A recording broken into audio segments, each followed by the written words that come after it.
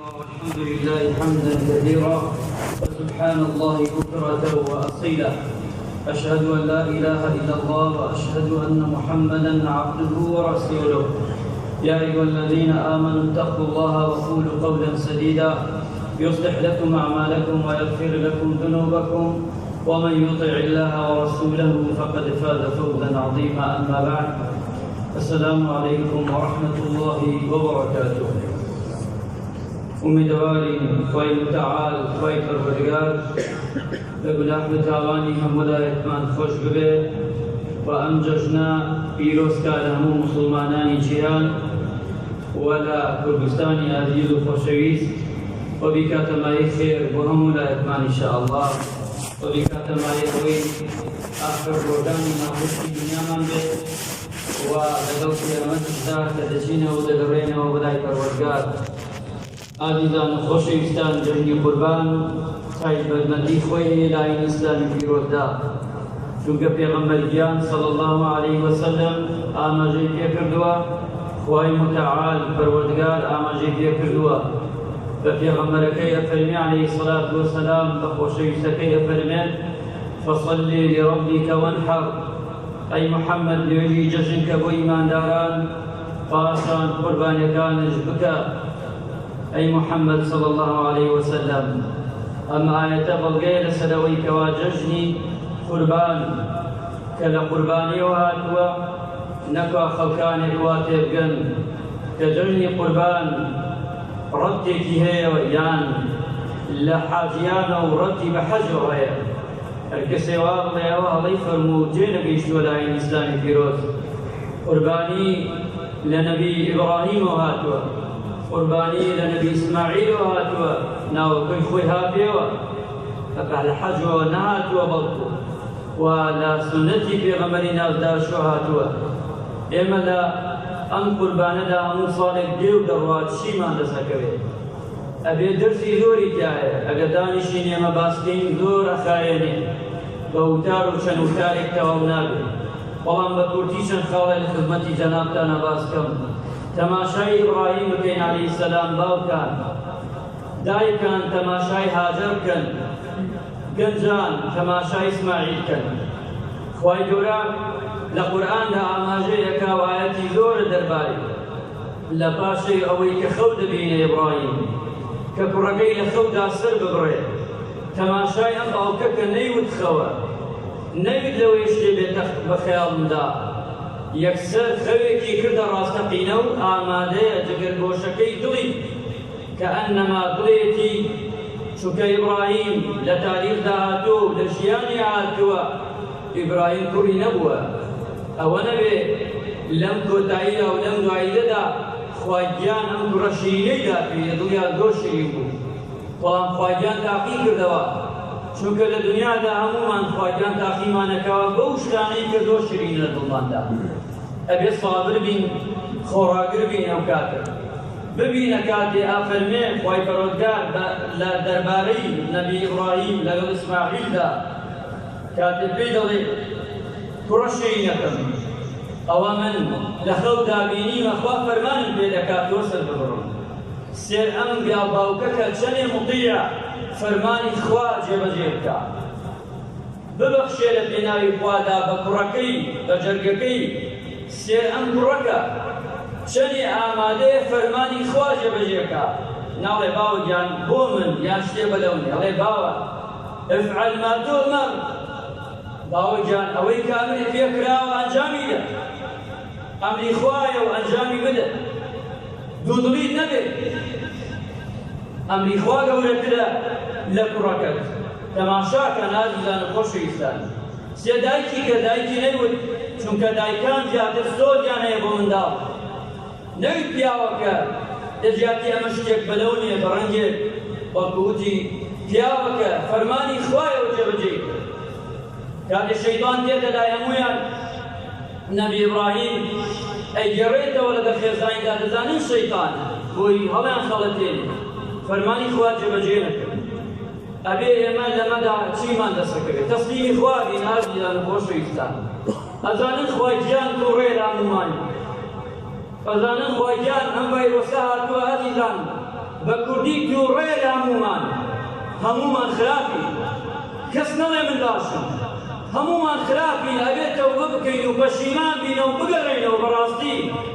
بەخوا ئەگە نەگەڕێنەوە ئەها جودیەک لە جودیەکانی خۆی ڤایرۆسێک هەموو دنیا بەدەوایە ئەگەڕێ کەس نایبینی ئەها چۆن دەترسی ئەها خۆمان ئەها ژیانی ڕاگرت ئەم ژیانەی کە هەزاران خەڵک دڵی پێ خۆشەکوە هەمومان بە ڤایرۆسێکی بچووک ژیانی دنیامان زۆر تاوە بێ بەس ئەبێ لەگەڵ خوای خۆمانە بگەڕێنەوە ئێمە وەک گەل ئەبێ وەک خەڵک ئەبێ ئەو حکومەتش بگەڕێتەوە بەلای خوا وەڵڵاهی ئەگەر ئێمە حکومەت نەگەڕێنەوە خوای گەورە بەڵای زیاتر دێتە سەرماندا ئەمە هیچ نییە لە چاویدا ئەمەی کە ئێستا هەمانە هیچ نییە لە چاویدا بۆیە ئەبێ هەمومان بەیەکەوە هەم وە خەڵکان خۆمان وهم وحكمت هرقلا توازنك خواجان خواجان سيتي وكانك بفيديك اگر كيو نبي بفيديناك خواجان سي خلقك حكمتك يقول لي قابلي خوي خواز ظلم لك سناك هيش كاتي اگر ما عادل من راس بي لقل خواجا راس كين خوا راس من بوني اگر خما راس نكين خراب بين بخوا خواجاك من بوناني چونکە ئێمە خۆمان خراپ بین هە خراپ دێتە ڕێگامان بەڵام ئەگەر چاک بین ئەوە چاکە دێتە ڕێگامان تەماشای ئەم سیانە بکەین ئێمە وەک باوک ئەوانەی لە نەسل ئیبراهیم وەک دایکە هاجەر دەستی لێوەرگرین و نەبی وەک نەبی ئیسماعیل وەک گەنجێک چۆن فەرمانی خوا لەنجە بەجێ کردووە هەر سێکیان خاڵێکی ترەوەیە لەم جەژنەدا بتوانین پاک و پوختی تاکێتی بڵێین بپارێزین ئازیزانە خۆشەویستان ئەم زەمانەوەی لێ هاتووە هەرچی بڵێ خەڵک ئێلا شتێکی لێ دەرەکە هەر چی بڵێ بەلایەکا دەیبا هەر چۆن بڵێ نەشکوری خوا نەبێ ئەم زەمانە وای لێ هاتووە هەر قسێ خێریش کە هەزاران تەحلیلی بۆ دەکرێت لە فاڵیدا بخراپە بەشکێتەوە سەر خاوەنەکەیدا و لەوەی لەگەڵشیدا ئەبێ وریابی زەمانی فیتنەیە مسڵمان ئازیزەکان هەموو شتێ قسەی جا نەکەی ما يلفظ من قول إلا لدي رقيب عتيد أمرهم زبانة بكيفي خوي تسلكا بكيفي خوي هاليكا أم دستانة بكيفي خوي دنوسيتوا بخوا لقيامتها بخوا وشيخ تفرناك محاسبة لسدي بخوا قصيك تذكردوها بخوا خواجات محاسبتك لقيامتها وللروج بايدا أبي ويابين عزيزان خوش ويستان لم زماني فتنة دروا بسلمان دا أبي زور بوريائي وتما شاب كيو بوريائي وهنقال بنين شو كاقا هنقال سريع بنين أو كاتتيا ذكوين أو كاتتيا ذكوين خالي كتيرا ويا ججن قربان أو إنسان أقبيوتي قرباني بك عزيزان خوش ويستان لبري قربان قورير پیغمبری نازدار فرمی صلی الله علیه وسلم لبر خاطری قربان هر کسی قربانی لە پێناوی خوادا بکە